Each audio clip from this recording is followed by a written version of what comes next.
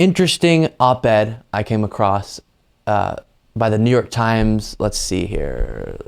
Tyler Norris and Justin Gillis were the authors. And they're breaking down one part of a larger discussion that has to be had about moving forward our infrastructure and investing in the proper places to be ready for a more green world, a more green powered energy world. And so what they focus in on is how power lines in much of the United States aren't, or in certain areas in the United States, aren't up to the standard that would be able to handle the green energy that we want to be producing. And so if we could invest better in a lot of these projects that we even have the technology now for, and in theory we have the capability to make happen, but logistically we're just not doing it, then we could much more rapidly bring ourselves to a more green world. And again, I say world because this is a problem he's talking about within the context of the United States, but is being experienced worldwide. So here's this article, really interesting. We'll throw it in the description, but just to get into some parts of it, he sets it up by talking about a particular part of the United States, Carolina Sandhills, and then I'll start here. But the farmers and the solar developers who are looking to cut deals with them are stuck. The power lines running through the Sandhills region and a larger area of the Carolinas surrounding it are too small and antiquated to move solar power to the booming cities and factories where it is needed. So you have this power, but the power lines aren't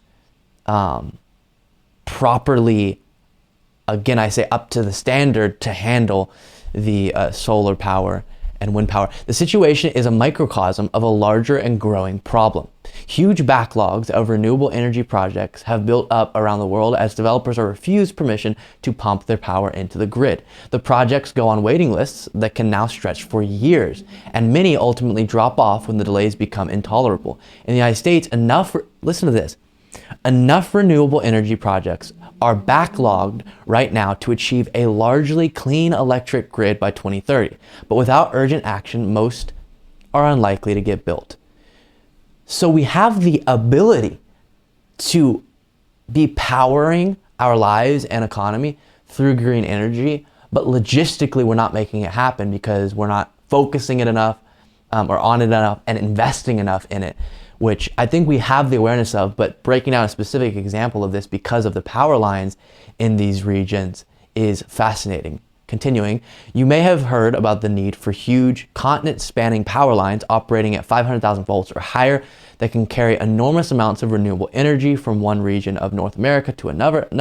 That need is real and likely to become acute by the 2030s, but it is not what we are talking about here. Instead, we're talking about the smaller, more local power lines running through state designated transmission corridors. These lines, which you see strung alongside interstates and highways across America, generally transmit power at 115,000 to 230,000 volts. So it's just diving into the specifics of these power lines can't handle the amount that they would have to hold up the green energy that would be transmitted. And so, or to hold up the amount of energy that these green technologies would be attempting to transport.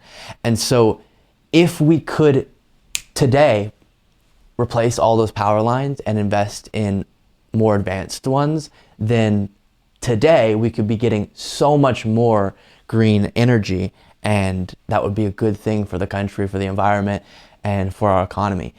And so we just have to be thinking about this and pushing for this. And I know many of you guys do care about this. The Inflation Reduction Act was a really great step in that direction, the largest investment in these types of things, climate change related endeavors in American history. But there's so much to be done, and it might seem like, it's a lot of money or it's difficult to figure out the logistics. But if our government could take it seriously, then we could be on the leader in the world of these green energy projects, and that would really benefit us. Last part I want to read from this. The problem is relatively easy to fix. The public rarely objects when old electric cables are swapped out for new ones along existing corridors, but the new technology does require investment, and that is the nub of the issues. the issue. Electrical utilities have been caught flat-footed by the falling costs and rapid growth of renewable energy. They simply failed to get ahead of the wave and upgrade their wires, and the state governments that oversee the power business neglected to hold them accountable. The reason I read that is because this is the perfect, as they called it, the microcosm of the macrocosm that is what's keeping us from getting to where we want to go with green energy. And so right there, the core of the problem right now, as they outlined, is proper investment. And it wouldn't be that hard to fix this problem, but we aren't focusing in on it enough. And then also our leaders know that it would be, I guess, politically difficult to make happen. But later on, we would be so grateful to our past selves as a country if we did give this the attention that it deserves. Thank you so much for watching. If you want to be a part of what makes this show possible, plus get access to the full video version of the show hours before any of the clips are uploaded to YouTube, plus get a full extra show every single Saturday, you can do so by going to patreon.com/Luke Beasley. That's patreon.com/Luke Beasley, and there's a link in the description.